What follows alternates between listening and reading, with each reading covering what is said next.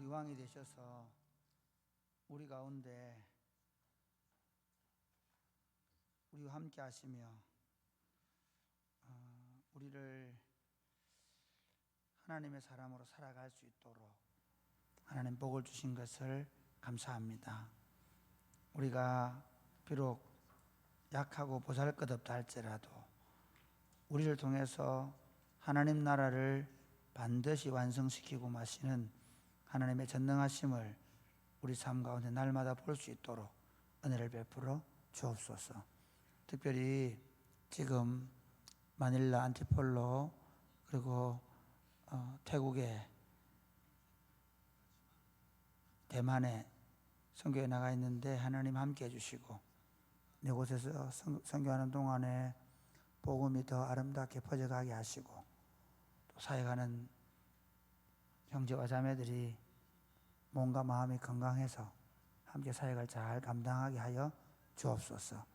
오늘 이 시간 하나님의 말씀을 펴고 이 말씀을 읽으면서 우리가 하나님의 말씀을 듣기를 원합니다. 주님 오셔서 친히 말씀하여 주옵소서.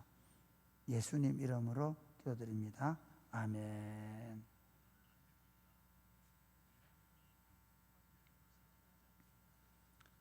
오늘 우리 주신 하나님의 말씀은 마태복음 2장입니다. 마태복음 2장 1절에서 23절 말씀까지.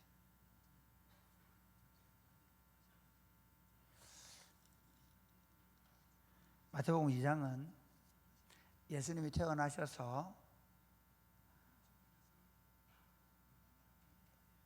태어나시자마자 헤롯 왕의 박해를 받고 애굽에 내려가고 그리고 애굽에서 돌아와서 나사렛 동네에서 살아가신 이야기를 기록합니다. 그러니까 예수님의 어린 시절을 이렇게 단면적으로 조금씩 보여주는데 누가복음에는 보면 오히려 예수님의 어린 시절에 12살 때 예루살렘에 와서 유월절 제사를 드리다가 잃어버렸던 기사, 그리고 그 이후에 부모님을 받들어 섬기면서 이제 공생애를 시작하실 때까지의 짧은 기록이 있거든요. 근데 마태복음은 거꾸로 태어나자마자 어떤 어려움이 있었는지, 어떤 일이 있었는지를 기록을 합니다. 오늘 그 본문을 좀 보면서 한번 보겠습니다. 먼저 우리 2장 1절부터 한번 보겠습니다. 1절부터 12절까지 말씀은 이번 성탄절에 설교를 했기 때문에 간단하게 설명을 하겠습니다. 1절 2절 한번 보겠습니다. 시작. 헤롯 왕 때에 예수께서 유대 베들레헴에서 나심에 동방으로부터 박사들이 예루살렘에 이르러 말하되 유대인의 왕으로 나시니가 어디 계시냐? 우리가 동방에서 그의 별을 보고 그에게 경배하러 왔노라 하니. 이번 성탄절에도 설교를 했고 또 사실은 제가 내일 선교를 떠나는데 다음 주 돌아오는 주 말고 그 다음 주에 와서 설교할 본문이 본문이기 때문에 간단히 간략하게 설명하고 넘어가겠습니다. 유대 베들레헴에 예수님은 태어나셨는데 그 태어났을 때 동방으로부터 박사들이 왔다 그러는데 이 동방의 박사들이 뭐 페르시아나 바벨로니아나 뭐 이런 도시에서 점성가들, 그러니까 별자리를 연구하던 하나님을 믿지 않는 아주 일반인들입니다. 이 일반인들이 그 왕이 태어난 신호 별을 보고 이거 특별한 별이다, 이건 분명히 큰 왕이 태어났다는 사인이다라고 생각하고 그 왕이 가리키는 그 별이 가리키는 곳을 찾아오다가 예루살렘에서 길을 잃어버려요. 길을 잃어버린 거죠. 당연히 그들은 유대 땅에 그 별이 나타났기 때문에 뭐 그게 어떤 의미인지 우리는 잘 모르지만 분명히 그러면 예루살렘일 거다 그 생각한 거예요. 그래서 예루살렘에 가가지고 여기 왕이 태어나셨다, 어디 계시냐 묻습니다. 그러니까 3절부터 한번 보겠습니다. 3절부터 같이 3절 4절 시작. 헤롯 왕과 온 예루살렘이 듣고 소동한지라.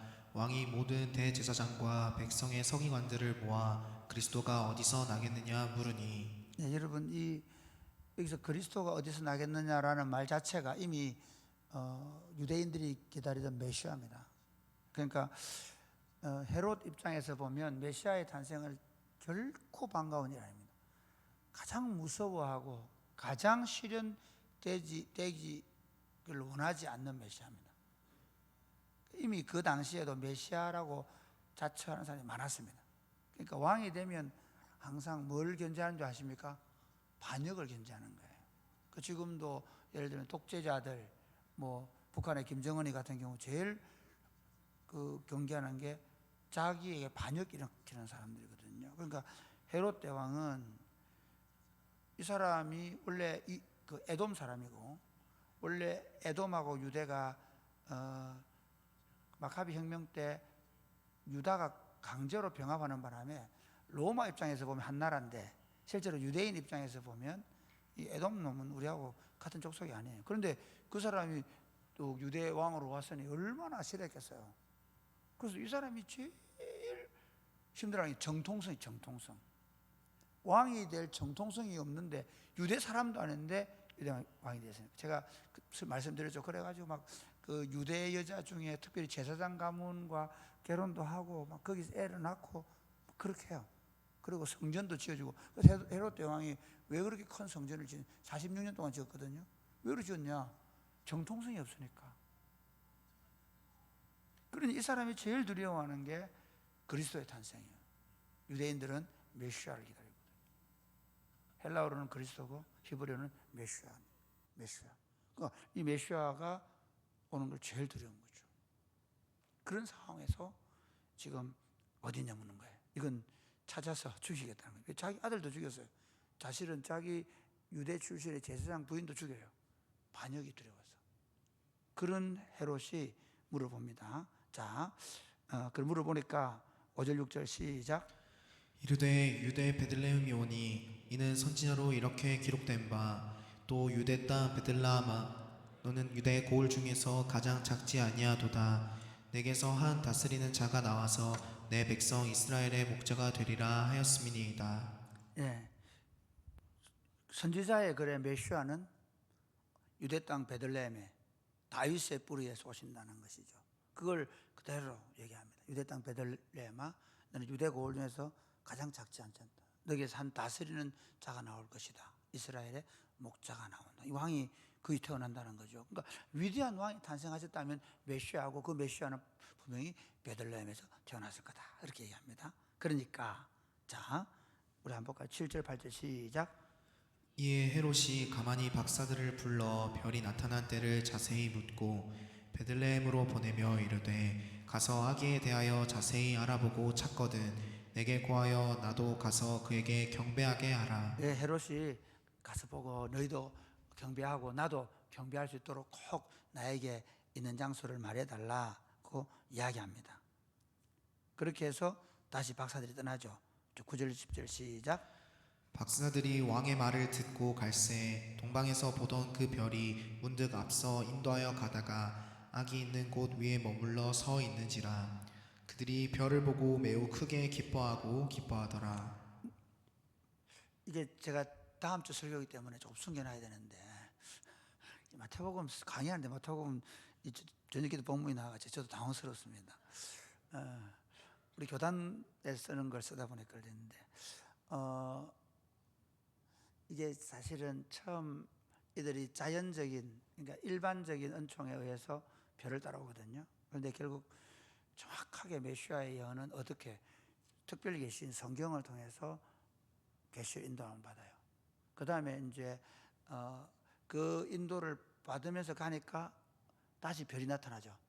자연 계시와 일반 계시, 그러니까 특별 계시와 일반 계시가 하나로 인도하는 거예요. 제가 다음 주 설교 이미 설교 준비 다 되어 있거든요. 설교 준비해놓고 갑니다. 임마누엘을 경험하는 방식이에요. 하나님의 인도하심을 자연 계시로 출발하는데 반드시 특별 계시 중에 메시아를 발견하게 되면 그때부터 이제 그 일반 계시와 일반 은총과 특별 은총을 통해서 끊임없이 그분을 경험하며 갈 수 있다는 거죠. 그걸 보여줍니다. 그래서 이제 메시아가 어린 그 별을 보고 이제 그곳에 인도함을 받습니다. 그다음 볼까요?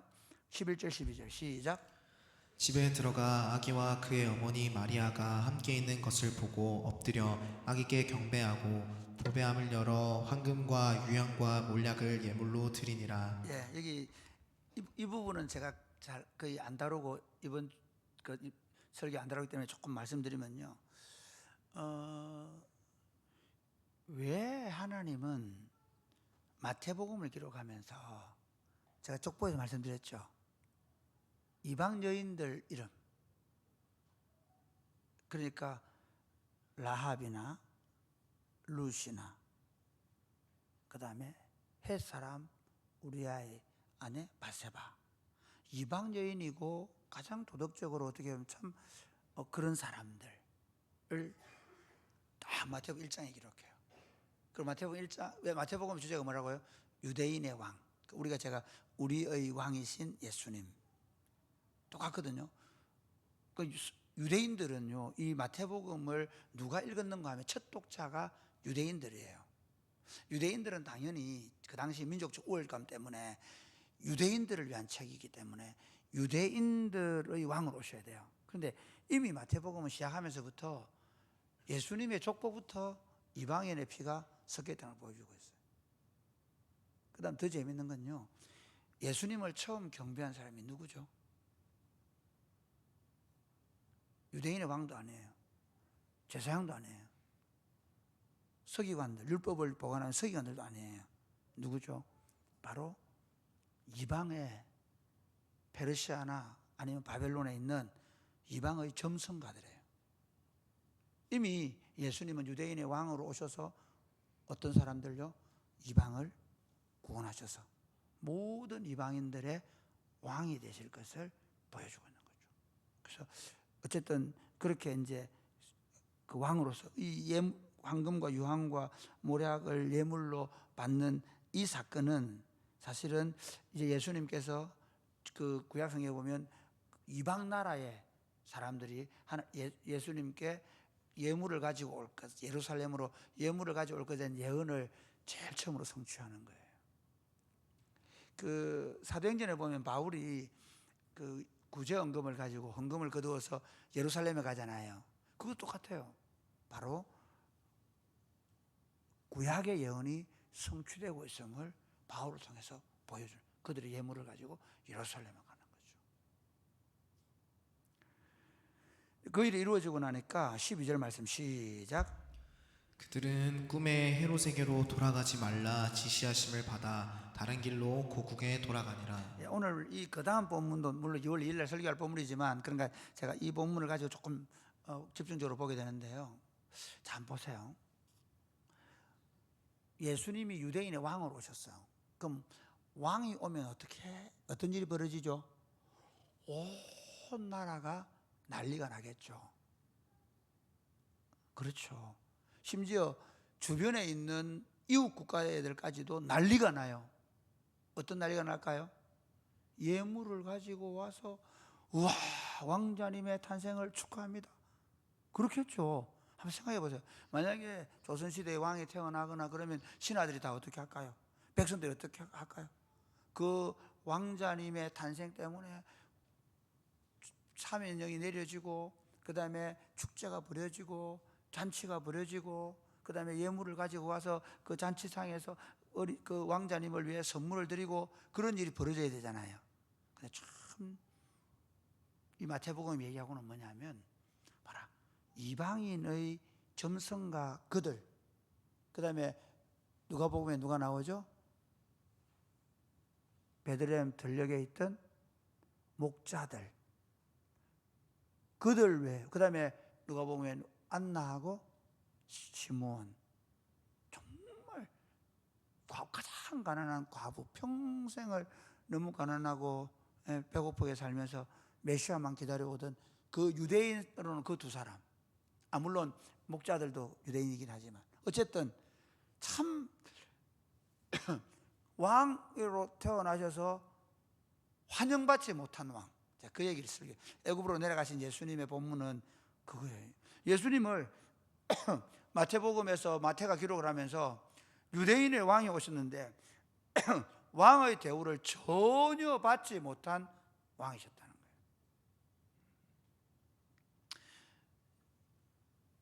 그래서 예수님이 계속 하시는 말씀이 뭐죠?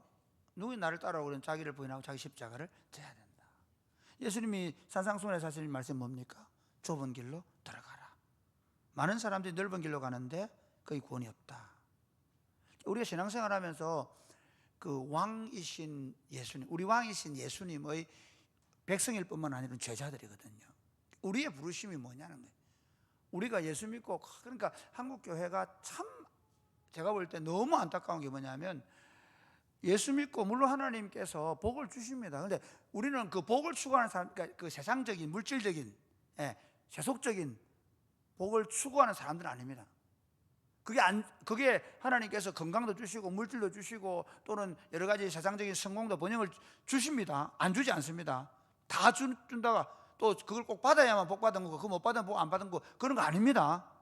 그럼에도 불구하고 하나님께서 주시는 그 안식의 복, 평안의 복 안에는 영육간의 복이 있습니다. 그러나 뭐가 잘못됐냐면요,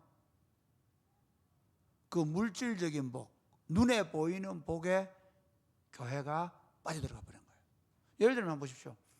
제가 저희 집에 어제 어디 다른 데 집회를 2번 하고, 그리고 이제 집에 들어가 밤에 11시가 다 돼 들어가니 얼마나 아빠로서 미안합니까? 하루 종일 아이들 같이 안 있었기 때문에. 그럼 제가 어떻게 하느냐? 우리 오니가 좋아하는 그 티를 사갑니다. 그 무슨 티고, 홍차 복숭아 티 뭐 이런 게 있습니다. 하여튼 티를 사가. 그러면 집 사람이 뭘 이런 거 사왔냐 그러죠. 아닙니다. 아빠 마음은 아빠 왔다, 아빠가 같이 못 놀아서 미안하다, 그런 마음 포함되어 있는 거예요. 그런데 어느 날부터인가 우리 예원이가 나는 안 보고 갔다 올 때마다 만약에 그 티만 보면 어떻게 서운하겠지. 교회가 하나님께서 영육간의 복을 주시고 우리로 하여금 하나님의 그 안식, 하나님의 그 평안을 누리도록 하셨는데, 지금 한국교회가 어디로 가버렸냐면요, 예수 믿으면 잘 돼야 되는데, 예수 믿으면 세상에 성공해야 돼. 아닙니다. 그리스도를 따르는 길은, 우리는 그러니까 부유하게 사나 가난하게 사나, 세상에 성공했다고 포함 잡을 것도 아니고 세상에서 좀 실패했다고 주눅들 것도 아닙니다. 우리는 그런 일로 부름받지 않았습니다. 우리의 부르심은 가난하든지 부유하든지 세상에 성공했든지 안 했든지 다 어떤 부르심이냐면, 사실은 세상으로부터 멸시받는 길, 세상에서 쫓겨다니는 길. 예를 들어 이렇습니다. 제가 아는 우리 장 목사님 아버님 장로님께서는 옛날에 시청에 근무하셨거든요. 총무계 개장을 하실 때, 총무개장 하시는데 그 아침에 무슨 그런 게 있대요. 월요일 아침마다 조회 하신대요. 그럼 반드시 뭐 해야 되냐면 국회에 대한 격려를 하신대요. 옛날에 고신교회는 국회에 대한 격려 안 했거든요. 그럼 어떻게 하시냐면 국회에 대해 주목하는 거예요.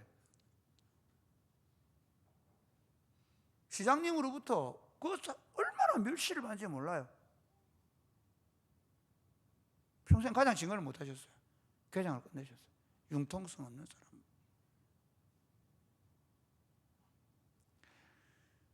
꼭 그런 것만 있는 거 아닙니다. 또 그래가 많이 성공한 사람이 있습니다. 제가 말하는 융통성 없다는 말은 무슨 말이냐, 그 사람들이 볼 때 그럴 수 있습니다. 참 제가 장 목사 아버님 존경하거든요. 제가 장 목사님 아버님 존경해서 같이 17년 8개월 사역한 거예요. 정말 존경했어요. 참 좋은 장로님이셨어요.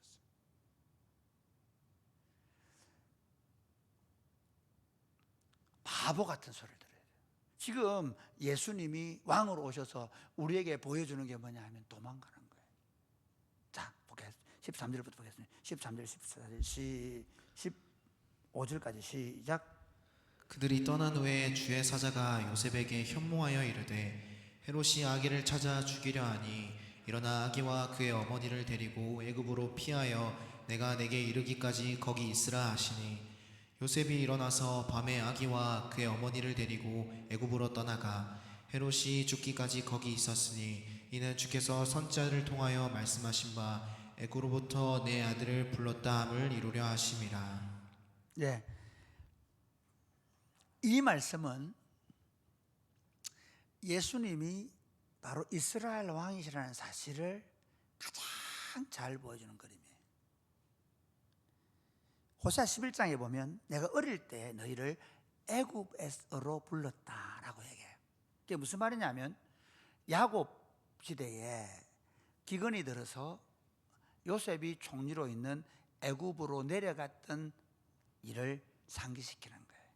이스라엘이 어릴 때 이스라엘 70명의 사람들이 어디로?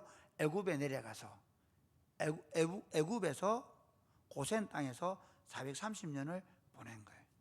거기서 마지막에 엄청난 시련과 고난을 당했죠.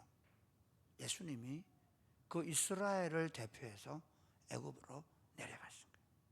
이걸 보여주는 거예요. 그러니까 예수님 자신이 바로 유대인의 왕, 이스라엘의 왕이시라는 사실을 보여주는 거예요. 그러니까 결국 뭐죠? 자기 백성과 함께 뭐 하시는 왕? 고난 받으시는 왕.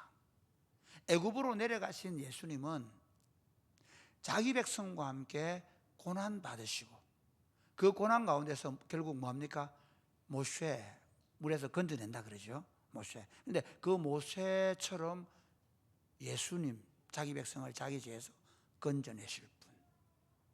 예수님의 삶도 결국 애굽에서 자기 백성을 건져낸 모세처럼 애굽에 내려가셔서 올라오신 사건은 예수님이 장차 자기 백성을 죄에서 건져내실 것을 말씀하시는 사건. 이처럼 예수님은 처음부터 자신이, 그러니까 예수님 자신이 어릴 때 뭐합니까? 모르잖아요. 근데 누가 헤롯이 죽이려고 해가지고 헤롯 어머니가 천사로부터 지시하심을 받고 애굽으로 내려갔지만 이 사건은 하나는 뭐죠? 구약의 예언. 내 아이를 어릴 때 불렀다는 그 구약의 예언 또는 구약의 그 사건을 성취하시는 메시아. 그러면서 모세가 이스라엘 백성들을 출애굽시킨 것처럼 예수님께서 자기 백성들을 죄에서 건져내실 것을 보여주는 겁니다. 할렐루야. 구약의 모든 사건은 예수님의 구속 사건의 예표가 되기 때문이죠. 그러면서 예수님은 처음부터 고난의 길을 가고 있음을 마태는 말씀하고 있습니다. 다 전혀 다릅니다. 여러분, 만약에 반역을 안 당한 상태라고 한다면요, 모든 세상의 왕자들은 채색옷을 입고 좋은 음식을 먹으면서 왕궁에서 평안하게 자랍니다. 그런데 우리 왕은 어떻게? 그 세상 왕이 그를 죽이려고 하므로 애굽으로 내려가셔서 고난받는 자기 백성들처럼 고난당하셨다는 것이죠. 그 다음 볼까요? 그 다음, 자, 우리 16절부터 보겠습니다. 16절, 18절 시작. 이에 헤롯이 박사들에게 속은 줄 알고 심히 노하여 사람을 보내어 베들레헴과 그 모든 지경 안에 있는 사내 아이를 박사들에게 자세히 알아본 그때를 기준하여 2살부터 그 아래로 다 죽이니, 이에 선지자 예레미야를 통하여 말씀하신 바 라마에서 슬퍼하며 크게 통곡하는 소리가 들리니 라헬이 그 자식을 위하여 애곡하는 것이라. 그가 자식이 없으므로 위로받기를 거절하였도다 함이 이루어졌느니라.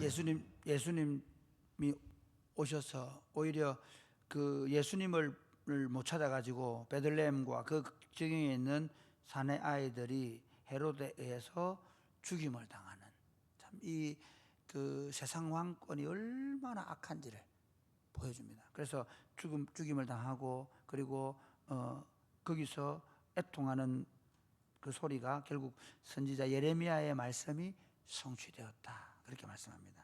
그리고 나서 자, 우리 19절 23절 보겠습니다. 19절부터 23절 시작. 헤롯이 죽은 후에 주의 사자가 애굽에서 요셉에게 현몽하여 이르되 일어나 아기와 그의 어머니를 데리고 이스라엘 땅으로 가라. 아기의 목숨을 찾던 자들이 죽었으니라 하시니 요셉이 일어나 아기와 그의 어머니를 데리고 이스라엘 땅으로 들어가니라. 그러나 아켈라오가 그의 아버지 헤롯을 이어 유대의 임금됨을 듣고 거기로 가기를 무서워하더니 꿈에 지시하심을 받아 갈릴리 지방으로 떠나가 23절 시작. 나사렛이란 동네에 가서 사니 이는 선지자로 하신 말씀에 나사렛 사람이라 칭하리라 하심을 이루려 함이로라. 무슨 사람? 나사렛 사람 얘기할게요. 애굽에서 불렀다. 이 애굽 자체가 태어나자마자 고난의 길을 가셨다는 것이고요. 그 다음에 예수님이 불려지는 이름이 어디 사람요? 나사렛 사람. 이 뜻이 뭐냐면 촌뜨기, 촌놈, 아주 멸시받는 이름이에요. 그러니까 사람들이 나사렛, 그래서 나다나엘이 나사렛에서 무슨 선한 것이 나겠느냐. 네. 아주 멸시받는 땅이에요. 그러니까 예수님 자체가 나사렛 사람, 촌놈, 촌뜨기, 그런 사람으로 평생을 살았어요. 우리 요즘으로 말하면 뭐죠? 핵심적인 인물이 아니라 주변 사람, 중심이 되는 게 아니라 주변 사람이에요. 갈릴리 지방은 흑암의 땅으로 불렸어요. 그 갈릴리에서도 가장 멸시받는 땅 나사렛 동네, 촌뜨기로 사셨다. 이것이 애굽으로 내려가시고 갈릴리 나사렛 사람으로 불리신, 그러니까 예수님 자체가 자기 백성과 함께 고난 받으시고 그리고 가장 멸시받는 존재로 사셨다는 거예요. 여러분, 오늘 우리 왕이 어떻게 사셨냐? 그걸 왜 이렇게 성경이 기록해 놨냐면요, 그리스도인들이 어디 가서 내 자리 어디입니까? 제가 그런 대접 받을 사람이 아닙니다. 오늘날 교회에 보면 목사님들, 장로님들, 지도자들, 내가 내 자리 어딘지, 내 자리가 없다고. 근데 우리 그리스도인, 처음 초창기에 그리스도인이라고 부른 예수님 처음 믿던 사람들은 나사렛파 불렀거든요. 촌놈들인 뜻이. 그 촌놈들. 그 다음 불린 게 그리스도인이라고 안디옥에서 이방 땅에서 불렸거든요. 처음으로. 그 그리스도인이라는 말은 그리스도에게 속한 자라는 뜻인데, 실제로 그 의미는 그냥 높여주는 게 아니라 그 그리스도 예수쟁이 이런 뜻이죠. 그러니까 우리가 예수 믿으면서 우리는 뭔가 교회 오면 나를 대접해 줘야 되고 내가 존중받아야 되는 존재, 내가 어디 가서든지 내가 내 자리를 차지해야 되고 거기서 누군가 위에 군림해야 되는 사람으로 생각한다면 우리는 그리스도를 따르는 사람들이 아닙니다. 내가 그리스도를 따른다는 말은 그리스도 그분께서 사신 삶의 방식대로 사는 것인데, 그리스도의 사람들은 어떻게 사느냐 하면 쫓겨다니는 삶입니다. 게토들. 유럽에서 그리스도인들은 게토들이었습니다. 늘 본토에서 쫓겨다니는 사람들, 멸시받는 사람들.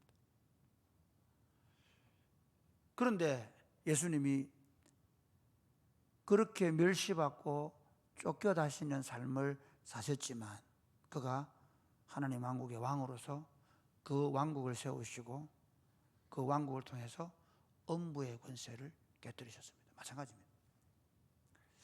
자, 교회에 대해 참 안타까운 게 뭐냐면, 한국 교회가 우리를 안 알아준다, 정부가 우리를 안 알아주고 어디서 우리가 교인들이 몇 명인데 우리는 700만이나 기독교인이 있는데 이것들이 안 해요.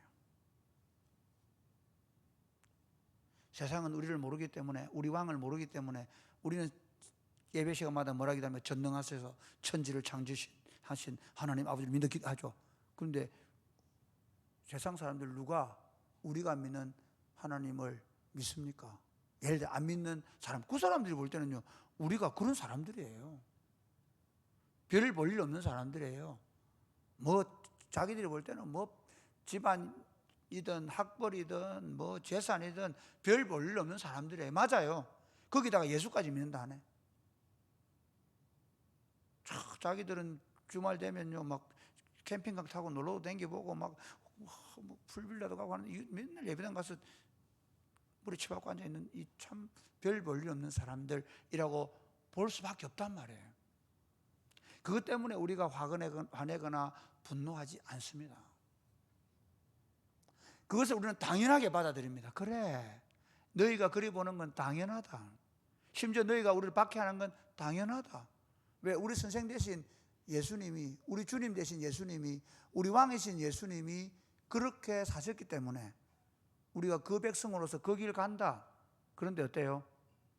그 십자가의 길은 부활의 길이요 생명의 길입니다. 믿으십니까? 그렇게 멸시하고 그렇게 조롱하고 이 촌놈들, 이 무식한 놈들, 어떻게 너밖에 구원이 없다 그러냐, 진짜 편협한 인간들, 그런 소리를 듣는데도 불구하고 뭘로 증명하냐? 우리 안에 그리스도의 구원, 그리고 그리스도를 따라가는 삶의 방식이 그들이 하나님 나라를 보여주는 겁니다. 예수님께서 아버지의 뜻을 따라 십자가를 지심으로 아버지가 그를 부활시킨 것처럼 그들이 우리를 멸시하고 조롱하는데도 불구하고 우리가 주님께서 지은 십자가를 짊어지고 주님을 묵묵히 따라가는데, 예수님 이렇게 얘기하죠. 야, 어디 가거든 끝자리에 앉아라. 끝자리에 앉아 있어요. 내 이름 안 드러내려고 그래요. 내 자리에 안 찾아요. 그런데 어느 날 되면 주님이 너희를 높이시리라. 할렐루야. 아멘이십니까?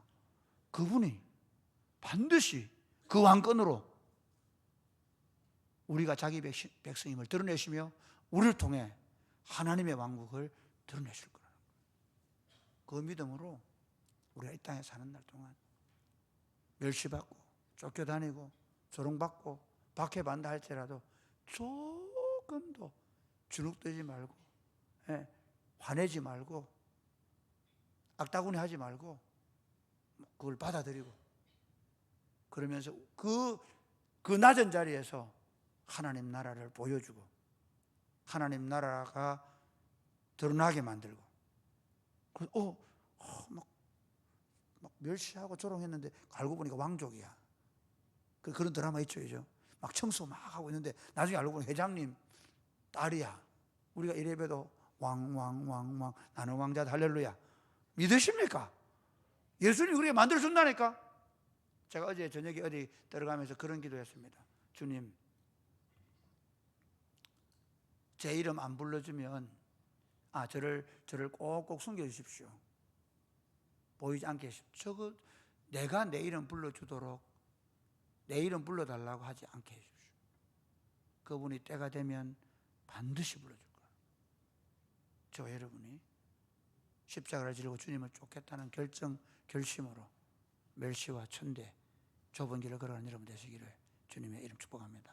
아멘. 찬양하겠습니다.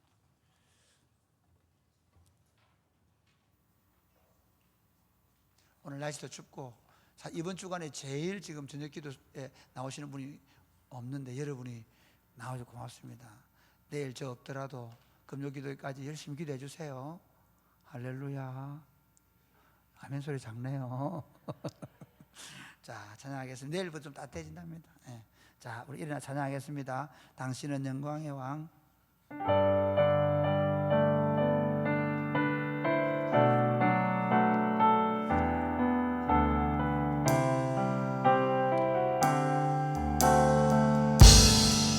당신은 영광의 왕. 당신은 영광의 왕, 당신은 평강의 왕,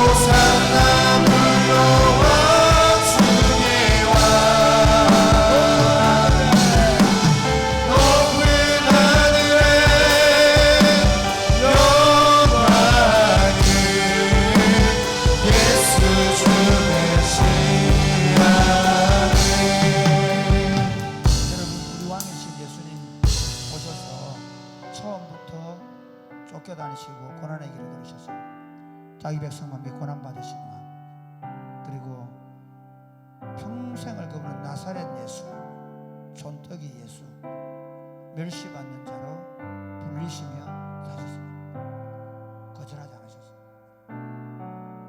저는 예수님을 공부해 가면 갈수록, 예수님을 알아가면 갈수록 제 성향이 그렇지 않다는 것을 많이 발견합니다. 제가 50년 인사회를 갔는데 어떤 일이 있어서 조금 서운한 마음이 살짝 들더라고요. 그때 제가 화장실 가서 한 기도입니다. 주님 맞습니다. 저를 많이 숨겨주십시오. 저를 꼭꼭 숨겨주십시오. 거길 가겠습니다.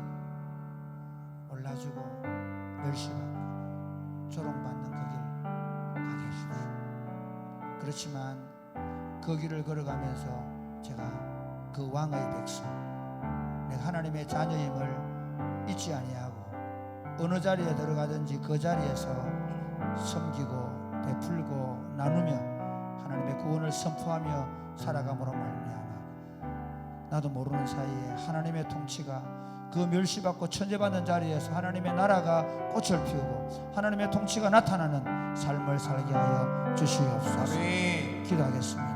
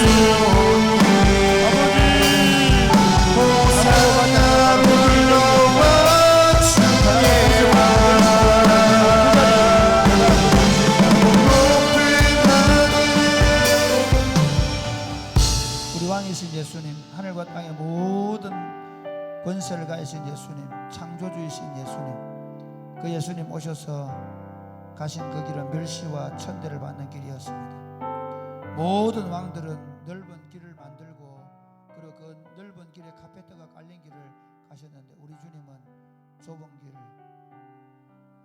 십자가의 길, 자기 백성의 죄를 짊어지시고 심판받는 길을 걸어가시면서 누구든지 나를 따라오려거든 자기를 부인하고 자기 십자가를 지고 나를 쫓아야 한다고 말씀하셔서 우리가 가야 될 길이 어떤 길인지를 분명하게 말씀해 주셔서 감사합니다. 아멘.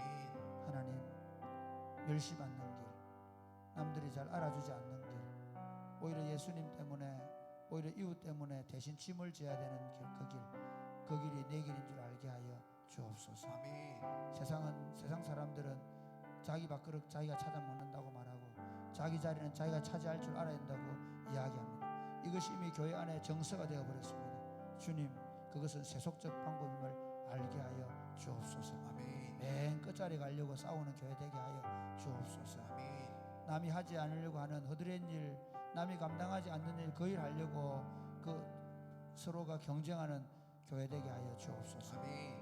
그렇게 해서 사람들이 우리를 멸시하고 조롱하고 박해함에도 불구하고 어쩔 수 없어서 인정할 수밖에 없는 것. 야, 저 사람도 하나님 사람들 맞다. 저 사람들 예수님 제자 맞다. 그래서 우리가 선 자리에 하나님의 통치가 나타나고 우리가 선 자리에서 하나님의 나라가 확장되는 역사가 일어나게 하여 주옵소서. 아멘. 예수님 이름으로 기도드립니다. 아멘. 주의 나라가 임할 때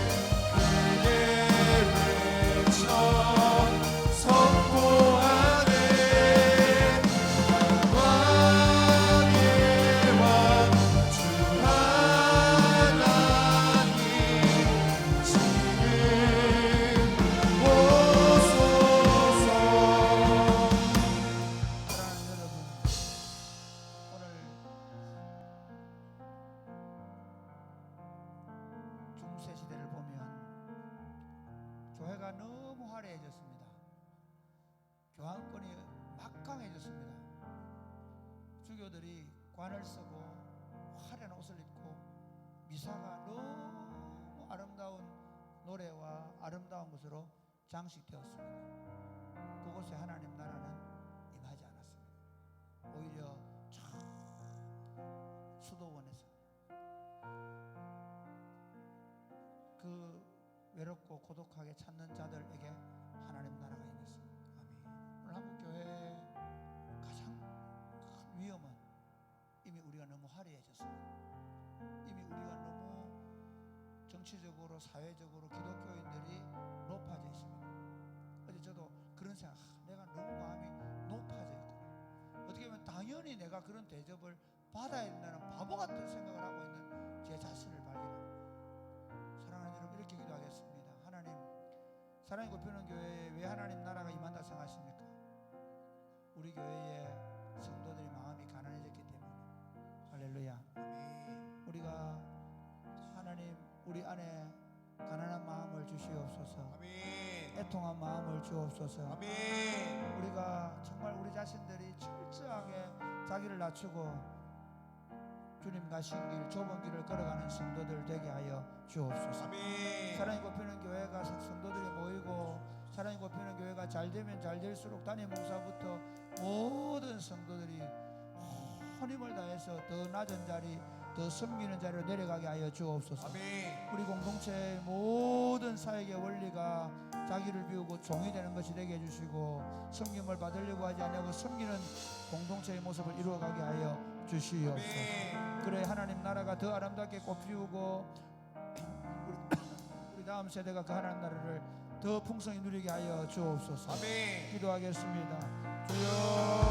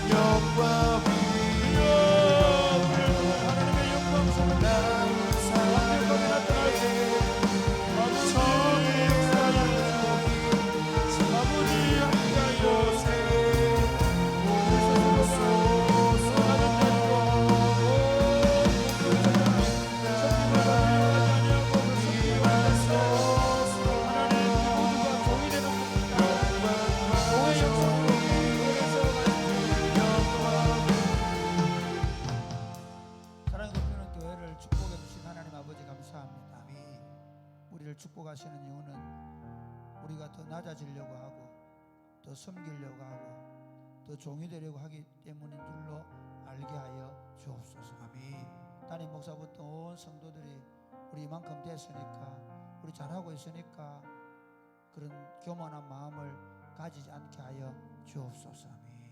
공동체가 더 아름답게 세워져 가면 세워져 갈수록 그 사역의 원리는 더 높은 자리로, 더 중요한 자리로가 아니라 더 낮은 자리로, 더 섬기는 자리로, 더 종이 되는 자리로 끊임없이 내려가게 하여 주옵소서. 아멘. 그 사랑이 굽히는 교회가 시간이 흘러가면 흘러갈수록 모든 성도들이 온전하신 하나님 아버지처럼, 온유하시고 겸손하신 예수님처럼 다른 사람을 용납하고 용서하고 받아주고 오히려 섬겨주고 베풀어주고 참아주고 기다려주고 함께 내려가서 그 길을 걸어 올라오는 임마누엘 하셔서 우리 안에서 성육신 하셨던 예수님의 모습으로 우리도 그렇게 살아가게 하여 주옵소서. 아멘. 사랑의 꽃피는 교회가 그런 아름다운 교회로 계속해서 세워져 가게 하여 주옵소서. 아멘. 예수님 이름으로 드립니다. 아멘. 마지막으로 따스한 성령님,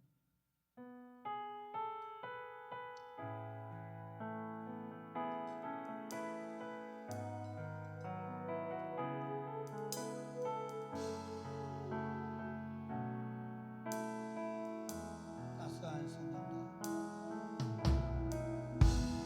따스한 성령님 마음으로 보내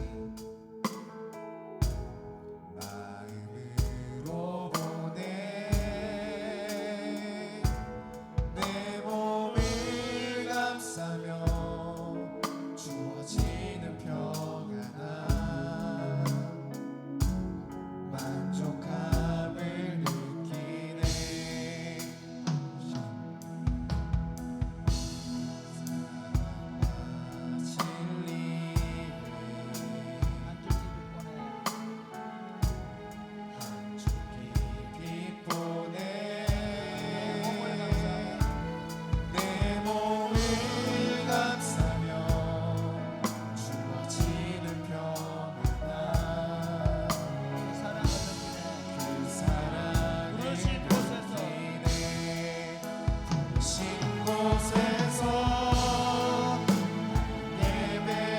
예배하네 어떤 상황에도 나는 예배하네 부르신 곳에서 신 곳에서 예배하네 어떤 상황에도 나는 예배하네 내가 걸어갈 때 내가 걸어갈 때 길이 되고 살아갈 때 삶이 되는 그곳에서 예배하네 내가 걸어갈 때 길이 되고 살아갈 때 삶이 되는 그곳에서 예배하네 신 곳에서 예배하네 상황에도 나는 예배하네 신 곳에서 예배하네 상황에도 나는 예배하네 사랑하는 여러분, 지금 선교지에 나가 있는 우리 형제와 자매들 위해 기도해 주시기 바랍니다. 거의 80명 가까이 되는 사람들이 내일까지 나가면 가게 되는데요. 이 일을 하시는 분은 성령 하나님이십니다. 믿으십니까? 아멘 하나님, 머리 들것 하나 상하지 않도록 도와주십시오. 아멘 그리고 정말 그 선교지에서 그리스도를 드러내며 그리스도의 복음을 더 힘있게 전하고 돌아오게 하여 주옵소서. 아멘 무엇보다도 그들이 돌아와서 그리스도의 군사로 훈련되어져서 이 땅, 지금 어두운 땅이 되어가는 복음의 빛을 드러내지 못한 이 땅에서 복음의 빛을 드러내는 그리스도의 전사들로 세워져 가게 하여 주시옵소서. 아멘 기도하겠습니다. 주여!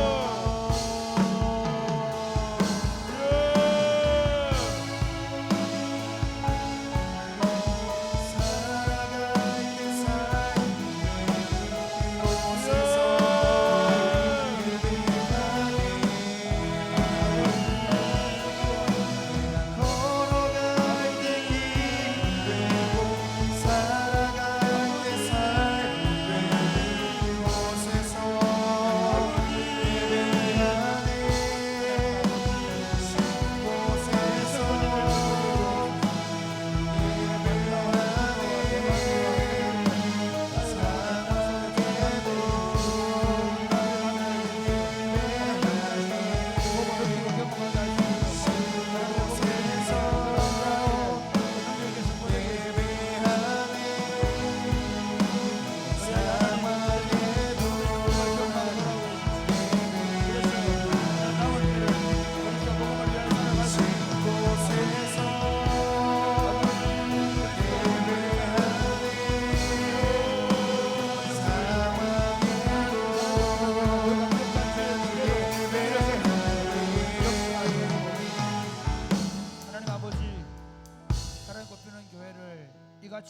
주심을 감사합니다. 아멘. 하나님의 교회가 하나님 나라를 보고 누릴 뿐만 아니라 그 나라를 세우기 위해서 이 진량 화양과 경산 땅에서, 그리고 함양 땅에서, 그리고 이제 비전트립으로 필리핀의 안티폴로와 마닐라와, 그리고 태국의 파타야와, 그리고 대만의 타이베이에서 사역을 하게 하신 것을 감사합니다. 아멘. 하나님, 그 한 지역을 맡아 수고할 때 그곳에 하나님의 능력이 나타나게 하여 주옵소서. 아멘. 복음의 강력한 능력이 나타나게 하여 주옵소서. 아멘. 그 능력을 보고 누리고 경험하고 돌아와서 하나님의 나라의 전사가 되어서 우리 성도들이 더욱 강력한 하나님 나라 운동을 이 땅에 이루어가게 하여 주옵소서. 아멘. 하나님 아버지, 우리 이영임 사모님의 어머니가 뇌종양으로 다음 주 월요일 수술해야 합니다. 전능하신 하나님 아버지 함께 해주시고 주께서 깨끗하게 치료해 주시고 그 병만을 이길 수 있도록 주님 역사하여 주옵소서. 아멘. 우리가 기도하겠사오니 주님께서 우리 기도를 들으시고 응답하여 주옵소서. 아멘. 우리 선교팀이 돌아오는 그 시간까지 주께서 지키시고 인도하시며 남아있는 성도들이 더 많이 기도함으로 우리 모두가 성령 안에 교제하며 성령의 불구덩이, 성령의 능력으로 충만한 교회가 되게 하여 주옵소서. 아멘. 우리 박연 집사님 하나님 기억하시고 항암 치료 받는 가운데 있사오니 주께서 깨끗이 치료하시고 회복시켜 주옵소서. 아멘. 예수님 이름으로 기도드립니다. 아멘. 네, 여러분, 제가 기도한 대로 우리 영어스쿨에 최근에 오신 우리 이영임 사모님, 전사님 사모님이신데요, 지금 어머니가 갑자기 뇌종양 때문에 수술을 해야 한다고 합니다. 상태는 굉장히 좋지 않은 상황이라고 하는데 여러분들이 기도 많이 해주셔서 하나님께서 긍휼히 여기시고 치료해달라고 기도해 주시고, 우리 박효진 집사님, 김성주 집사님의 아내 되시는 분이죠. 오랫동안 항암 치료 받고 있는데 이제 마지막 치료라고 합니다. 하나님 깨끗하게 치료해달라고 기도 좀 고맙겠습니다. 다 같이 기도하겠습니다. 주여, 주여, 아버지, 아버지.